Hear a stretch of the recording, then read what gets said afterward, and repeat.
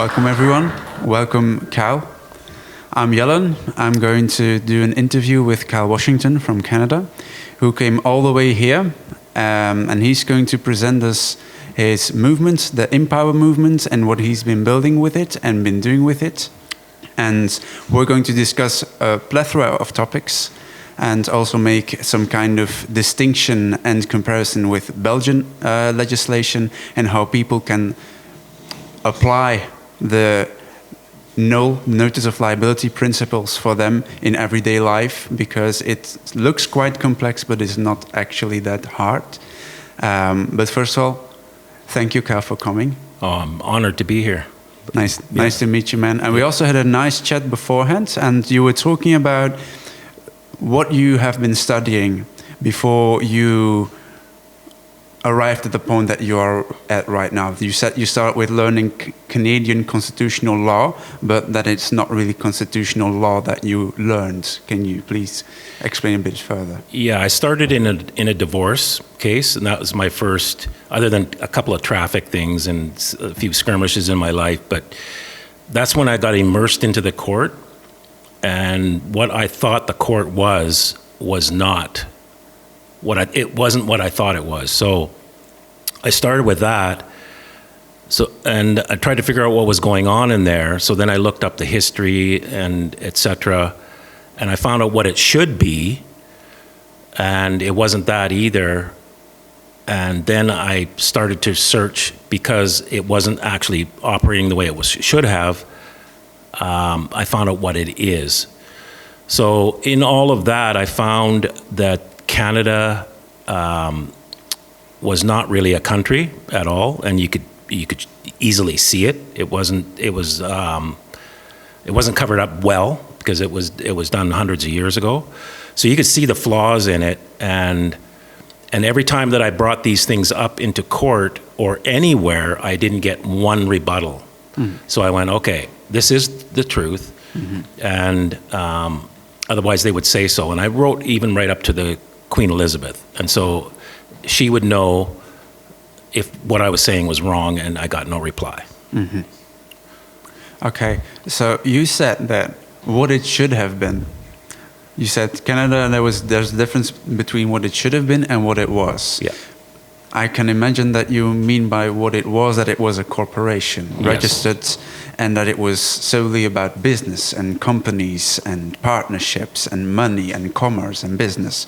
But what should it have been in the first place? Because this will give people an understanding what the law system represents in Belgium, because we probably have the same issues. Yeah. What should it have been in the first place? It should have been a country. And it should have been operating under a written constitution that would be clear and gave the relationship between the ones governing and the ones that are being governed. Yes. And all the different aspects of that. Now, there is a document that exists called the British North America Act that they portrayed as that document. The problem was that Queen Victoria in 1893 had repealed it by removing the enacting clause. Wow. So they pretended it was still in effect, but it wasn't. And so the whole thing dropped back to the Hudson Bay Charter, which was a clear charter for a monopoly corporation to run as a government. Oh. So it was allowed to make its own laws and enforce them. It had courts. It had jails. It had cannons, artillery to defend itself at the forts. It had use of the Royal Navy and Royal Army, and then it had the police force now known as the RCMP, which is, and these things all still exist. So when you read the Hudson Bay Charter and you look at how things are today, it lines up. Okay. So that's the problem. People think it's a country, but it's not. It's running under the Hudson Bay Charter. It's a corporation. Yeah. So I'm going to briefly translate what Cal just said. So Canada is not a country, but it is pretending to be a country. Every law or everything that is legally valid or lawfully valid needs an enactment clause. Dat is een toetredingsclausule in Dutch. Without an enactment clause, it is not valid. It has zero power. You cannot use it. You cannot enforce it without it. And because Queen Victoria did not sign it or repealed her signature, that's what you said, right? It became an invalid law or an invalid piece of law. And so they needed something else. And they came up with the Hudson Charter? No, the Hudson Bay Charter pre-existed. Okay. So Hudson Bay Charter goes back to 1670.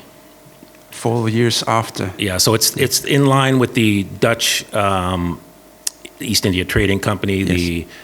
the East India Trading Company out of London, the Virginia Company, all these massive corporations, and that was the first investing type things. Those were all like joint venture type corporations. So it's at the same time as one of those. So the Hudson Bay Company was a charter from 1670, given to the cousin of the king at the time, King Charles II, and giving him a full monopoly.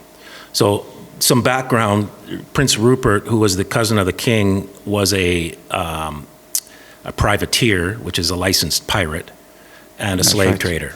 That's right. So a slave trader and a pirate was the first governor of what we know as Canada, and it has not changed. That's right. Because the names are pirateered every day. Yeah, so that ran for about 200 years, and everybody knew it was a corporation. What they did was, a couple of things happened. There was the gold rush in British Columbia. So British Columbia is on the west coast of Canada, and it was not part of Rupert's Land. So on that side of the Rocky Mountains was all native land.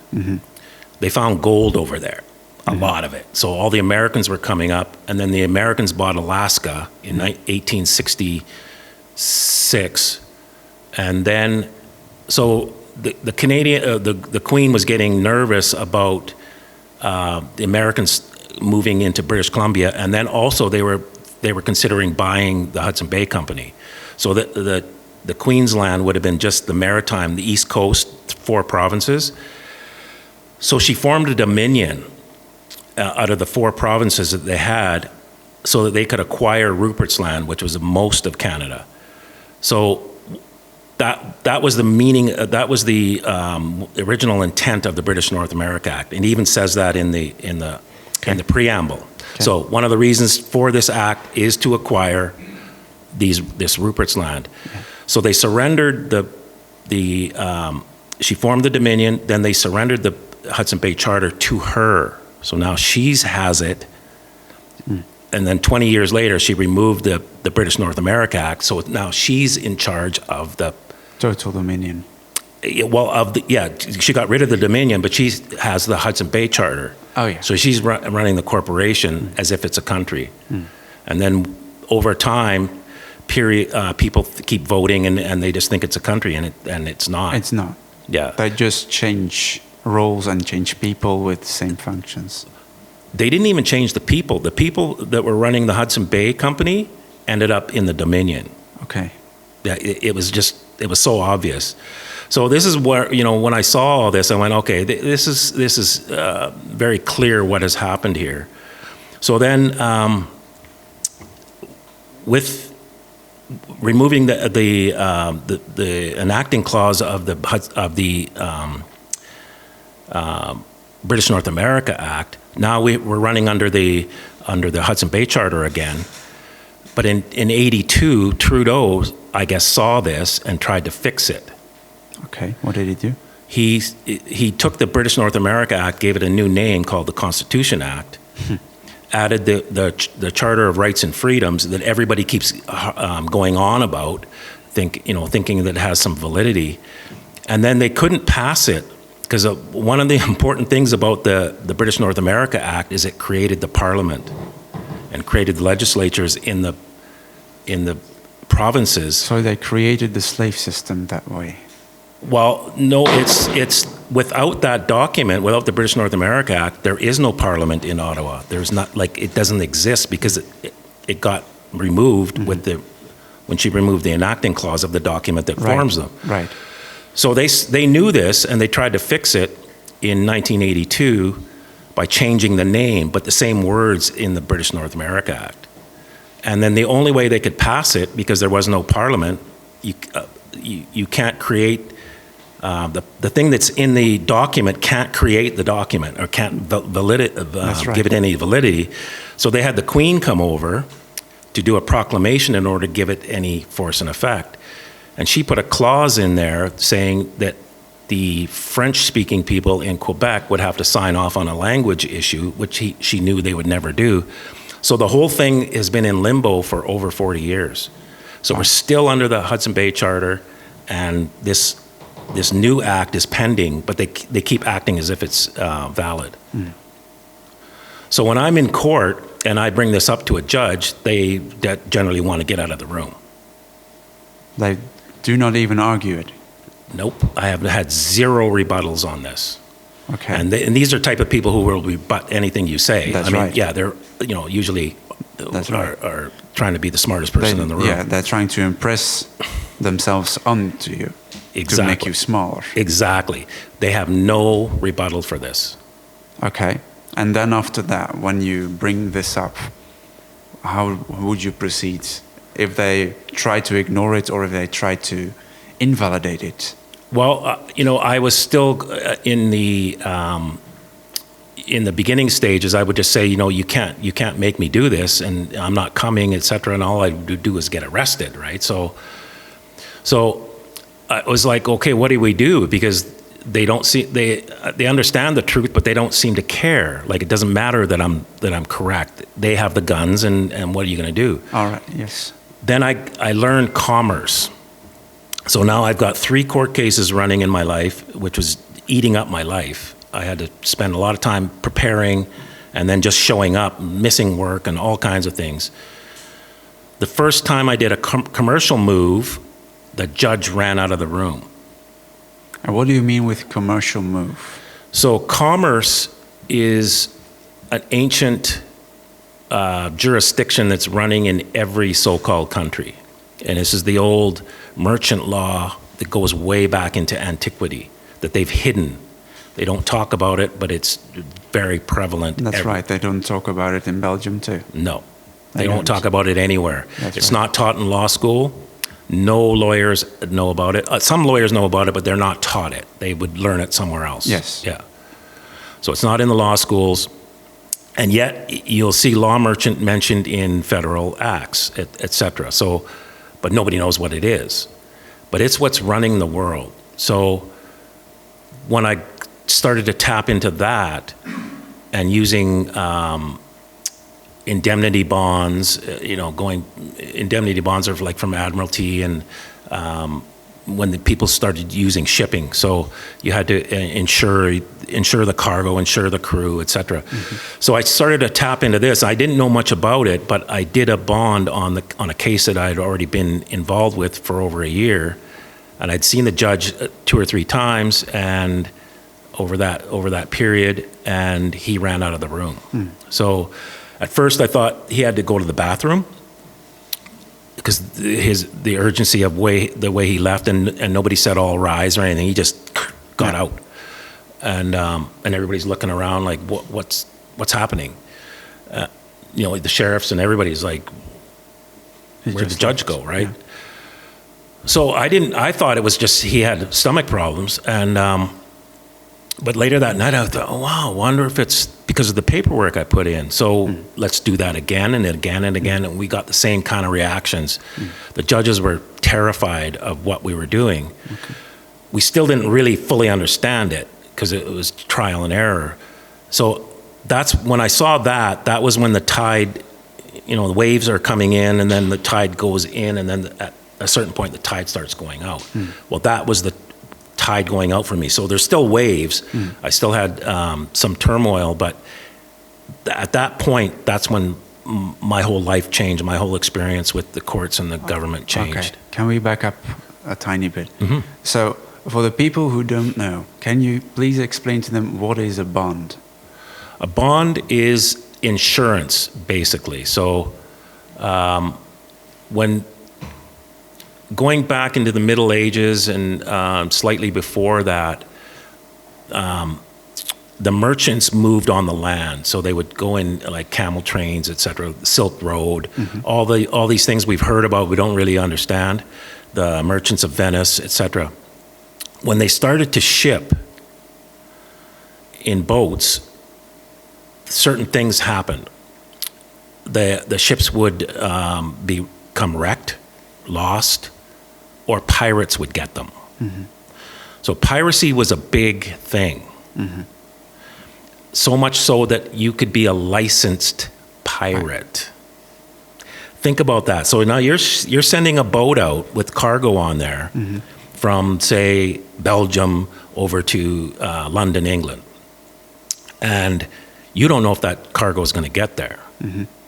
So there was this Lloyd's of London, et cetera, sprung up from all that. So that the whole insurance industry. But you had to bond the boat, and you could borrow based on that bond of the boat as well. So you could borrow money based on the boat, and somebody would have an interest in it. So this is where all these interest, legal titles and et cetera. Exactly. So you had to bond the boat, you had to bond the cargo, the crew, because sometimes the crew would disappear and you'd have a new crew by the time it got there and you wouldn't know why, and then the captain. So there was bills of lading that said it's this boat, this cargo, this is the crew, and this should all get to the destination, and then somebody would check at the dock and go, yep, everything's here, sign off on it. And so that's the whole bonding thing. So it has to do with commerce and moving stuff on boats mostly. Mm-hmm. Okay. Yeah. And then the second question is, you said when you got into learning commerce, but how did you learn about commerce? Because, as you said, it is not taught in law schools. It is not taught in the public school system. It is definitely not available in a local library. So how did you come across this information, these books? Well, it wasn't so much books. I was immersed in this thing for many years, and they weren't winning against me, and I wasn't winning against them, but I had to keep coming to court. So is it like, when is this going to be out of my life? Because I'm not giving up, and they're not giving up. You know, it's like a staring contest. They can't seem to get on top of me, but I can't seem to get on top of them either. So we're just keep stalemates. Yeah, banging, but I got to keep showing up here. It's in, you know. So I was willing to try anything. So I started with the name game, the birth certificate. I tried everything. I tried red ink, you know, thumbprints, all of it. I did it all. I was trying to get out of this. So commerce, there was a seminar that was in a town about 4 hours from where I live.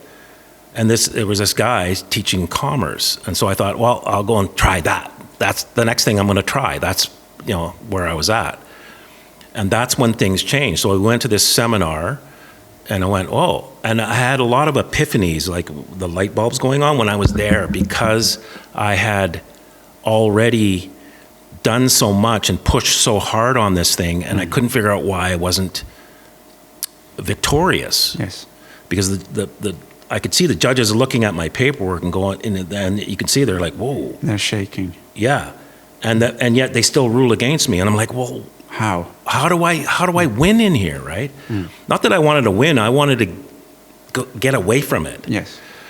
That was my goal, like get out of my life. And so this was just the next thing, and it turned out that was the thing that actually changed my life. And so I started to study that. But it was the seminar that gave me the open door towards it. Yeah. And then when the judge ran out of the room, I went, okay, what is it? Why did he run out of the room? Because I don't understand what's happening. So then I started to search, and you can find stuff, but if you don't know it's there, you don't look for it. That's right. Yeah. So to make it practical and available to people, when you're looking for information regarding commerce in legislation or law, how would you look for it? Where would you look for it? Are there certain websites that you search on? Are there certain people you try to contact? You can just look up law merchant or lex mercatoria in Latin, and then you'll be just with a search engine, and it will lead you down like paths. It exists.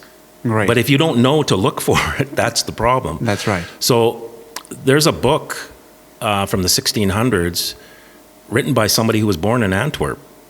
Really? And then he calls himself a British merchant, but he was trying to convince the king at the time. I think it was King James the first, to adopt commerce more freely, because the courts didn't like what was happening in the commercial world with all the bills of exchange and promissory notes and international bills of exchange, etc. They saw this as a scam, and so he was trying to convince them, no, you got to be up to speed, because this is how commerce works. So it's been around. It's just not. They tried to hide it, but you can't hide something if you know where it is. Yeah. Okay. Let's look at that last remark. You can't hide it. So, for example, when you see, I try to explain it when you have window dressing in front of a store, and when it's actually inside the store. Yeah. And when you see the legislative system, the judicial system, and you see what's happening in front of the store, the dressing, they seem to operate a certain way, which actually it's done a different way. So, for example, when you enter a court, you are asked to defend yourself, to represent the defendant role. Mm-hmm. What happens economically? What happens on paper? What happens in commerce at that moment? What is created? What kind of bills? What kind of documents? Well, since the 1930s, when they crashed the stock market and then pulled the cash back, created the Depression, they forced all the countries to pledge their citizens. So as collateral for the national debt, right? Correct. So in order for them to put money back into the system, because they pulled the money back, they said you have to register, and then you have to create income taxes, and we're going to tax the people to pay back what we're going to lend you. But they lend out of nothing. Exactly. So prior to 1933, all the paper money was represented by gold or silver. So you could redeem it for gold or silver. And then after 1933, they took that off. And so now there's just pieces of paper, but we're expected to service that debt. So when you go into a court, they're looking at the birth certificate name, and that's the pledged piece. And there's a trust that goes with that, which, you don't want to get into that too much, but that's what they're looking for. So they create the law, you can't drive here or you can't walk here, and there's a fine. It's a money-making thing, because these are all for-profit corporations. So they create laws that generate commercial laws. Yeah. Well, not even commercial laws. It can be, don't walk here. But the penalty is money. Exactly. Yeah. That's what I meant. Yeah. So you can see that it's a business that it creates laws as its source of business. Income. Yeah, exactly. And then the taxes, most of that goes to the international banking system, because they've lent that corporation some money based on how many people are there. So they have to do a census every 5 years that counts the assets. And then they have to, from there, they can figure out, okay, how much can we tax over the next 10 years? How old is everybody? Et cetera, et cetera, et cetera. So everything's commerce. So they actually made a lot of legal pledges, and because they made so many, or they have such debts over their shoulders, they thought, let's pledge our citizens with us together, so that we can bond with them, or they can bond the citizens on paper. Yep. So every time a citizen tries to do something commercial or in commerce, we can bond them on that paper and earn money. Correct. Right? That's how it works, right? Yeah. So I just want people to realize that every time you do something, drive a car, you possibly run someone over, or you have an accident, or you buy something in a store, everything is recorded, everything can be bonded, everything has a price, everything can be traded on the bond market. Yep. There is a piece of everything everyone does in the name of that citizen that is bonded on paper and available in the bond market right now. Yes, and you can track this, track these. They bundle things and put it in the bond market or even just in the stock market through mutual funds. And there's a thing called QSIP numbers where you can trace every document and every piece that's in a mutual fund or a bond fund. Or, as you said, bundled together. Yeah. Because as I understand correctly from sources, every year when a nation, let's not call it a country, let's call it what it is, a nation, needs to figure out how to pay off a debt or try to lessen it, they bundle birth certificates as collateral to pay off a certain amount of that debt with interest and everything bundled together. Is that correct? Is that how they do it? Yeah. And there is a trust called the SKV Trust in behind it, but they can't access the full amount of the money on behalf of the beneficiary, not legally. So, especially by traffic tickets and everything, you're only getting a small amount. So a lot happens at death. Probation. Yeah. When the trust goes through probate. Probate, yeah. So, and if you don't understand what's happening, that trust doesn't disappear. So if you thought about it, a big way to make money would be to reduce the population.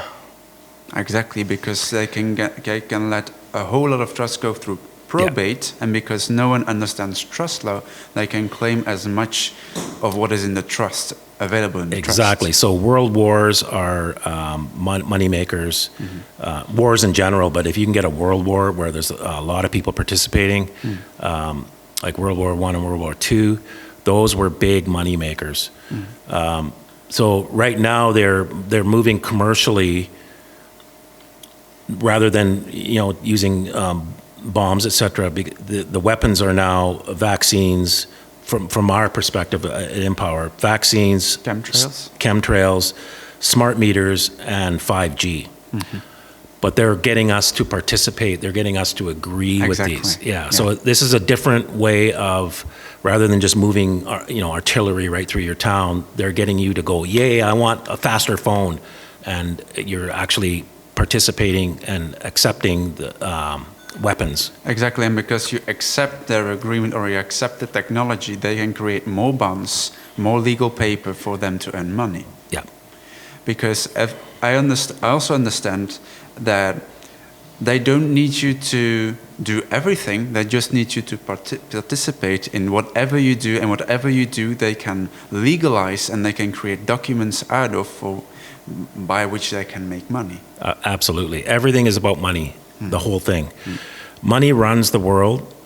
Those that create the money are in control, not the governments. The governments are subject to them.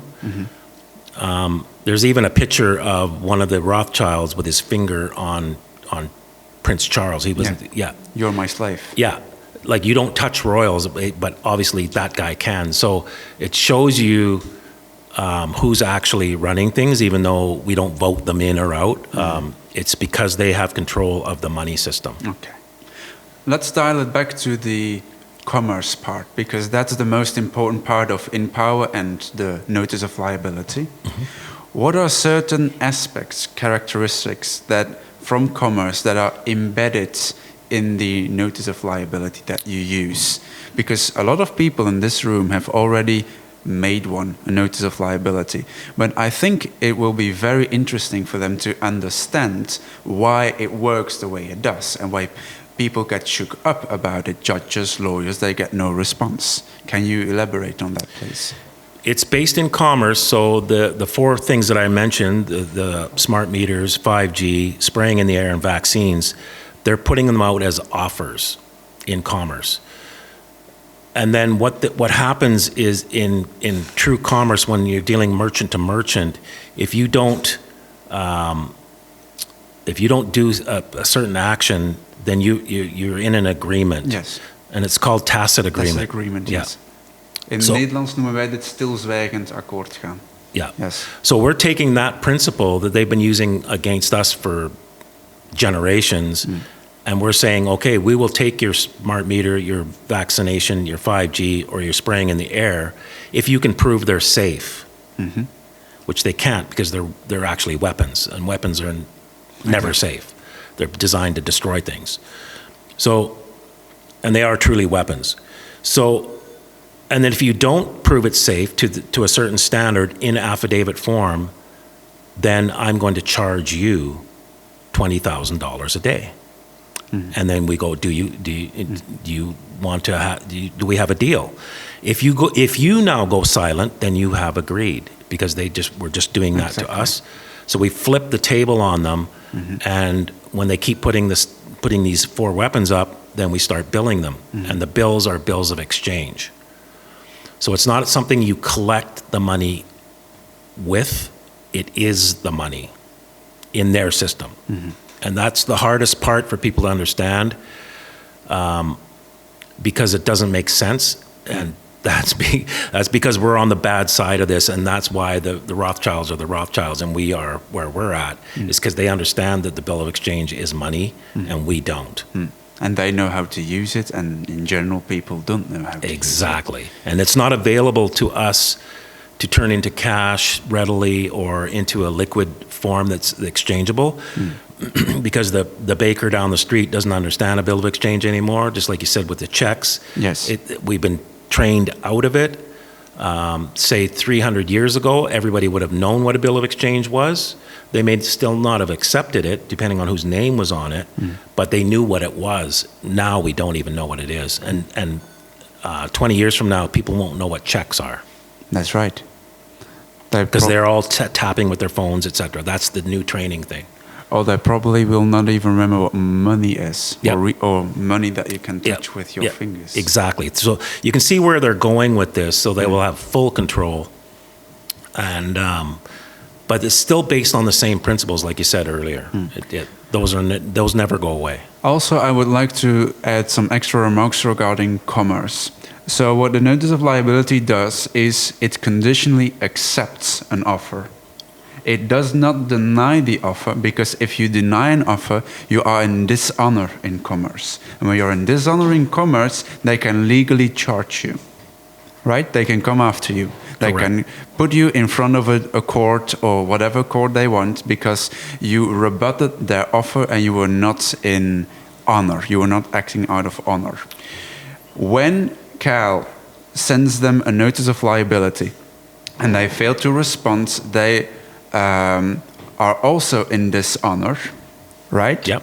Because they need to, in commerce, they need to reply. And if you do not reply, you are in dishonor and you are basically in the wrong. You basically lose the game, right? Because it's a game. It's a game of what I like to call ping pong. Exactly. And the one who has the better way of striking the ping pong ball wins, right? Correct. So, after having said this, when you send them a notice of liability, I understand that there are different rounds to this process. At a time when David Straight came here to Belgium 2 years ago, he also said 5 steps, different steps. But I can't remember them exactly. But you end with an executed judgment, or a summary judgment? No, yeah. So it's called a notice of default. That's the title of it. But it is it's a notice of judgment and an estoppel, etc., etc. So it finishes the negotiating part of a contract. So a contract starts with an offer. Then you either accept it straight up like this, or you accept it with, no, I want that finger down. Okay. And then you go back and forth. So if you've bought a house, you've been through this. You negotiated the terms of the contract. Exactly. So that's called the meeting of the minds. So you have to have offer, an acceptance, and generally the meeting of the minds is before the acceptance. But you can accept right away. But then you have the negotiating part. Then you have the ratification or the finalization. Then there has to be actual money move. Yes. And that's it. That's a full contract. What happens is sometimes you can get into these contracts, but they continue on because I bought 5 shirts, and then next month they're going to send me another 5 shirts. but I have to stop it in some way. Otherwise, they're going to keep sending me 5 shirts, and I have to pay for them. So you got to understand that that's all part of commerce, and it keeps commerce moving quickly rather than sitting down every month. Okay, I will take these 5 shirts, and then we sign. And it's too slow. So so there's reasons for all this. It's just they've abused the ignorance of the people. Exactly. They've kept us ignorant so that they can take advantage of how it works, and we don't understand it. So when you have the notice of liability, can you explain step by step each document? You don't have to say exactly what is stated in it, but what it does, what it creates, and so people can understand the different steps in the process and exactly where they are depending on the document they are sending, or at the first, second, third, fourth document, where they are, and so they can try to orient themselves in this whole process. Can you please explain it? So the offer's out there right now because they're spraying in the air as we speak, and they're putting smart meters on, and they've vaccinated. If you were, around between 2022 and now, they put offers out there, and during the vaccination, it was coercion. Nobody was forced to take it, and they had a lot of TV commercials, etc., hugging the grandma and the music, and go and get your thing, and you can have a hamburger or a donut, and all. So it was all commercial. It was all by design. So the offers are out there. We're conditionally accepting. So we're going into the meeting of the minds area, and we're saying, yeah, we see your offer, but it looks like it's dangerous. Could you please explain yourself? Because I don't, I'm willing to go along with this this agreement, but I need you to prove that it's safe. That's the condition. So the first round is basically setting up the condition. We explain the document. We explain why we think it's dangerous, et cetera, and then we give them 14 days to respond by affidavit, and then they don't, and so we send them a notice of fault and opportunity to cure. So in other words, we're saying, you didn't answer my first inquiry, I'm giving you another chance, and you got another 14 days. After that, that's it. You have agreed to all the terms in my counter You're offer. in dishonor. You're going to be in dishonor. So once they don't do that, then we send the notice of default, and you have, it's quite complicated. Well, not complicated, but it's quite thorough. That they are in default in all jurisdictions. What does that mean? That means in particularly here in civil law, in Belgian law, national law, in international commerce, and in spiritual law. As in trust law. Spiritual law. What does that mean? In before God and the archangels. Okay. So we go very deep with this, and a lot of the top people, on the top of the pyramid, it's the spiritual law that scares them, because they know something more than most of us do. So that's what happens, and then we start billing 30 days afterwards, and the bills of exchange. So based on a daily fee of anywhere from $1,000 to $60,000 US per day. So the bills are quite high. They're in the millions, and we're up to 59. We're probably at 60 billion now in bills of exchange worldwide. So, and then probably the most important question, also one that I would like to know. If they are in default and you send them, let's call it, hey man, you need me 60,000 a day, for example, and you send them the amount on the document, and they do not reply, how do you enforce them to pay you? We don't have to enforce them. Okay. Because in law merchant, the bill is the money. So I'll give you an example. A bill of exchange, in the Bills of Exchange Act in Canada, you can have a bill of exchange that has the same person as the payer and the payee. In other words, I could write, I hereby order Cal Washington to pay Cal Washington 100 euros and sign it and date it, and it's a bill of exchange. The rest of the merchants understand. So those that have like quadrillions of dollars, like the Rothschilds, they did stuff like that. Mm-hmm. So think about that. So who's going to enforce that? I owe myself, and yet it's called money in their system. So you got to understand, this is not logic the way we understand it. They're running a scam, and so you have to understand what I'm teaching is not logical for us. It's logical for them. So the bill is the money. It's not something you use to collect the money. That's what we're told. So the moment you design it and you finalize it, it's actually worth the amount of money that you put on it. Yes, exactly. And that's as soon as the signature, it has to have four things: who's paying, who's receiving, the exact amount, a date, and a signature. Bill of exchange or a promissory note, depending on the wording of it. Mm-hmm. And that's money in their system. This is how they became quadrillionaires. You can't get that much money by working or even selling things. No, I'm printing money too. You have to have control of, like, being able to just do it with ink and paper. That's the only way you can do that. And that's what they've done. Okay. So the trick is, originally the paper was payable in gold or silver. So that's what we still think it is, that it has value like that. But what they did is they started doing international bills of exchange and promissory notes, and England was not going along with this. The courts were not enforcing this. They were not going, you couldn't bring it into a court. They were just going, no, we're not touching that. The rest of Europe was. Okay.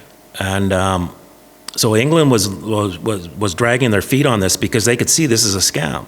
You guys aren't paying any of this. So, because what would happen is you could write a bill of exchange in another country that's payable in a whole other country, and you had to go to get the gold. And so physically go there. Yeah, you had to go and present at the merchant's place. And so a couple of things come up. Is like, well, who was walking that far? Who was getting in boats and going that far in order to go to the merchant's place? And how do you know he's going to be there? Because he's off going and collecting. So it became like, I don't think these guys are paying anything. So this is what going on in my head as I'm searching this. I went, they're not paying this. So they were basically writing credit notes, getting real stuff like tables and wool and whatever it was, based on their promise to pay, and they were good for it because they looked rich and all that. But they weren't really paying for it. The odd one would come through and they would have to pay for that, but generally speaking, I would guess they weren't paying for half of what they put out there. But the merchants all knew this, and they're all winking at each other because they're all in on it. What they did was, in 1930, was turn us all into merchants with the birth certificate. So now the merchant principles apply to us all. They just didn't teach us it. So now your birth certificate name is a merchant name, and that's why you can't do any commerce without it, without that tax number, and that goes along with that name. And so all they did was, now we're signing pieces of paper, creating bills of exchange. We just don't know it, and they're collecting them all, and they just keep collecting them. Right. So like the checks you were bringing up before, we used to get our checks back every month. Right. That's right. Now you don't. No. But those are being passed around as money, not to collect money. They are money just on the face of them. It's just a different form that we're not told. Okay.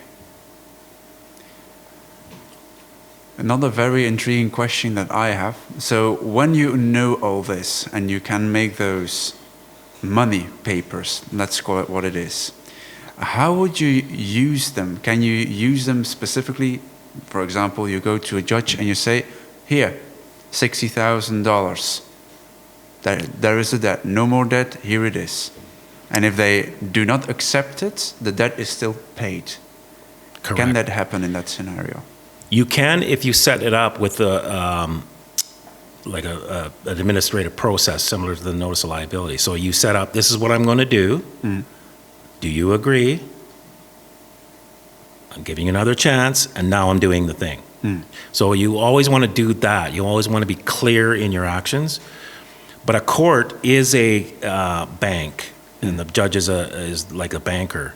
So they can do the transactions in there. So for sure at a court, any document you get from your so-called government, like a tax thing, you'll see a thing at the bottom, and there's usually a line, or sometimes you can actually tear them off, but there's always a line, and then the bottom part looks like a check. It'll have your name, the government's name, the amount, yes, and a date. The routing number of the bank. Yep. The only thing missing is a signature. So you cut that off, and because they're the drawer of it, then they have to accept it. Because they created it. They created it. The drawer is always liable, ultimately liable for a bill of exchange. Isn't he also called the bearer of liability, the drawer? Yes, yeah. He bears the liability, right? And then he tries to pass it on to you. And then if you know what you do, you just give it back. Exactly. So the drawer of any instrument is always ultimately liable. So they can't say, you can't do that, because, well, you can't send that to me then. So you get them stuck in their own deception. Scheme. Yes, their own scam that's going on. And that's what, this is what I found in my own court cases and just generally speaking over a long period of time, that if you use their system against them, they really are stuck. They don't have anything higher than law merchant to get on top of you again. That's their limit. Then you're into some kind of off-planet law, spiritual law. This is their highest thing that they have. I've found there's nothing else that they have other than getting into witchcraft, etc. But they don't have a legal system above law merchant. Is the law merchant based on the Bible? Yes, I think it is, or the Bible's based on law merchant. I thought it was both. They're a mirror image of each other. They use different words, but the concepts are the same. Because you can learn about trusts just by reading the first line of the Bible, actually. Yep. If you are smart enough and you know how it works, you can just see it, put it next to each other, as you say, and compare it, remove the words or change the words, and you can see it's a match. It's the same concept. So I think the biblical concepts are more spiritual, but they've created a system that mirrors the real system using money as the God, really. And but the principles are the same. Yeah, it's based on honor. Even the word sin in the original language can be translated as debt. So they're interchangeable. Do you know the Latin word for sin? I know, but do you know? I don't know, no. It's poena. It's written P-O-E-N-A. It means death, punishment, and debt all at the same time. See? There it is. Yeah. And that's how they are able to get away with this, pretending that they're honoring this, but it's actually something else. And from that same word, we have the legal maxim nulla poena sine lege. It means no punishment without a law. And that's also where common law is based on. It's actually from Latin government jurisdiction so many years ago, and it's still used today. Yeah. I suggest that people read the Latin legal maxims every once in a while. Yes. I read them, a couple times a year, because as I read them, some of them go by me. I read them, and then as I'm growing, I went, oh, and then you come back to them and you go, oh, yeah. Because unless you have a situation that you're in, the legal maxims sometimes aren't that strong, but I find if I read them over and over, I get stronger and stronger. And also because I know the language Latin, I studied it for 11 years and I'm also a teacher in it. I can literally see in which situations you can use the legal maxims. Yep. Because if you know the language and you really know what the words mean, you can also translate them into specific situations, real life situations where you can use them for your benefit. And that's also why I read them a lot. Yep. Um, One of the tricks is register. yes. So when you register your car, register your child, register your home, register this, Yes. it's the root word is Regi, which means king. Rex, So Rex is actually the root word. Yeah. So you're giving something to the king in some fashion. Yes, it's from Rex and Stare, and it means that the king stands on top of something. Yeah.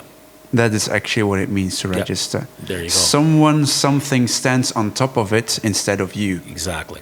That's what it means. So we think we're putting it in recording it, but we're actually handing over some kind of interest in the item itself, including our children. One specific question, very practical. If you receive, for example, in the mail, an invitation, you need to pay this and this amount. It's an invitation to pay. Have you done this where you just put your signature on it and you made it a bill of exchange, and you went physically into their building, gave it to them and say, here you are, here is your offer, it is now paid? Me personally, I have not done that because I'm kind of out of the system, so I don't get bills anymore. Okay. Yeah, so I don't get tax bills, I don't file, but Why do I ask this? Because there are not many people in Belgium who understand law, and even less who know how to use it. And the name of the game in Belgium is bailiffs, as we like to call them, deurwaarders, who like to enforce debts. The people are so cowardly that they put off their liability and put them on the bailiffs to ensure that the debt is paid. They terrify people. They come at their house, they break in, they try to write everything down so they can be used as collateral to pay for the debt. Can you use in that instance a bill of exchange to give to the bailiffs, for example, as you do, because they put an offer on the table with an amount that they ask you to pay to them? Can you use that as a bill of exchange in that?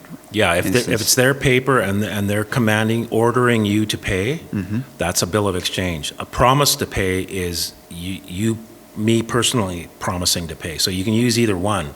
You got to know when to use them. But generally, if there's a piece of paper with your name on it as the debtor and an amount and a date, then you just need to accept it. And that, because they took the money off of gold in 1930 or 33-ish, I'm not sure what, I think Belgium was 1936, but there is nothing to pay with anymore. No. And it's not our fault. They did this. Is this what you call the House Joint Resolution of Yes. 1933? Yeah. So every country took their money off of gold. That's right. Yeah.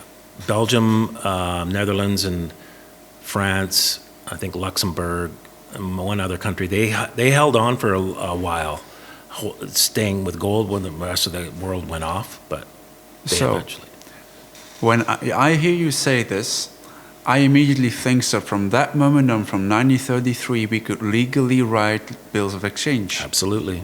There is nothing else. There's no way to pay because they made it illegal to pay. So we could have been writing them for almost 100 years. Yes. And we have been writing them for almost 100 years. That's right, but consciously. Not understanding, and they've been taking the benefit of it. Yeah, that's right. Yeah. So they get you to sign things, and you're not realizing what it is you're signing. That's right. Okay. Last thing about the bailiff example. I've heard you talk before. I've heard about your situations, your divorces, also the encounters you have with some police officers and agents, as we call them, which are quite hilarious, actually, if you think about it, the idiocy about it. But Have you had the situation where you were approached by bailiffs or other officers who tried to put you out of your house or take you out because you didn't pay a debt? And what did you do then? Well, I lost my house in the divorce, but I didn't know that I could stand up. So it was gone within 24 hours of us being in court. My wife just put it up just gave it away, just because of the emotional turmoil. So since I've learned commerce, I'm not really I don't have any credit cards. I don't carry any debt. So I don't have that type of situation.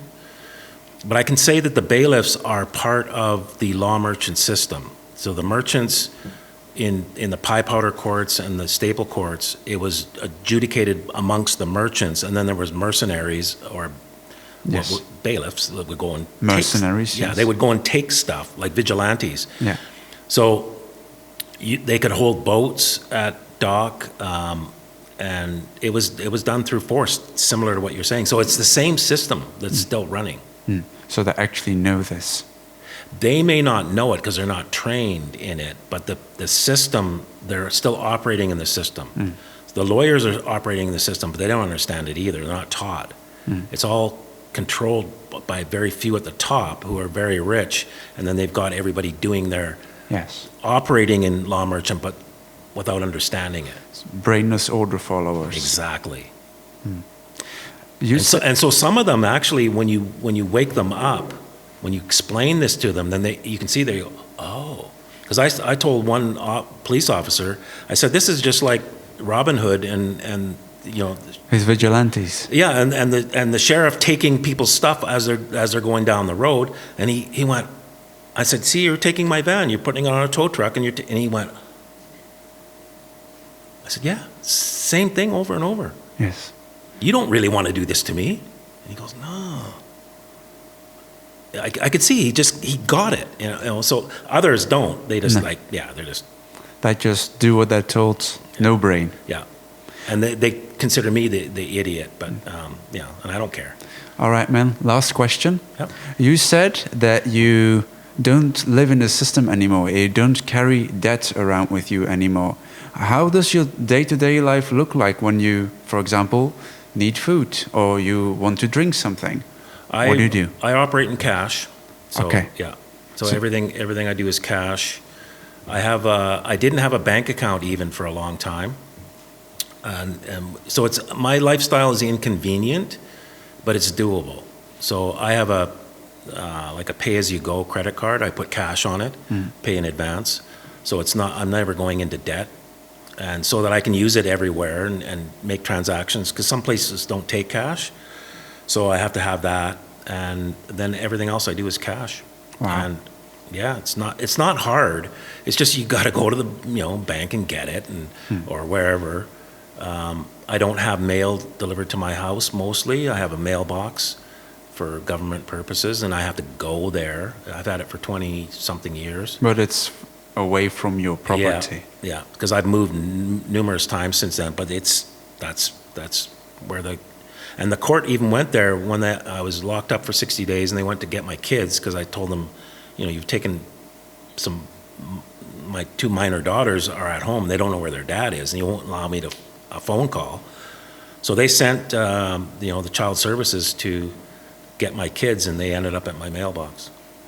With no house. No house, just a business, and they were mad, and because I'm sure police, and it would have been a big chase. Well, it would have been a big entourage of people, and cars and trucks and social workers and whoever, but they all showed up there, and it was a business. And so they said that in court the next day. We showed up to pick up his daughters, and it was a business, and the judge just put her head down and didn't say a thing. It's like, not touching that. She can't. She can't.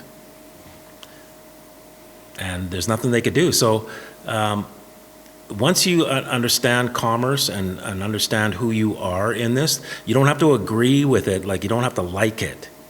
I don't like it. Me too. But this is what it is. And you can have a game piece, and you can be playing checkers, and they're playing chess, and you're going, no, I don't want to play checkers. I don't like, or I don't want to play chess. I want to play checkers. You're going to lose because the game pieces move different. Yeah, the game pieces move differently. So you got to go with, okay, they're playing chess. I need to play chess. Otherwise, it just doesn't work. And that's what I found. Okay, man. Let's finish up with this. Thank you for the enlightening conversation.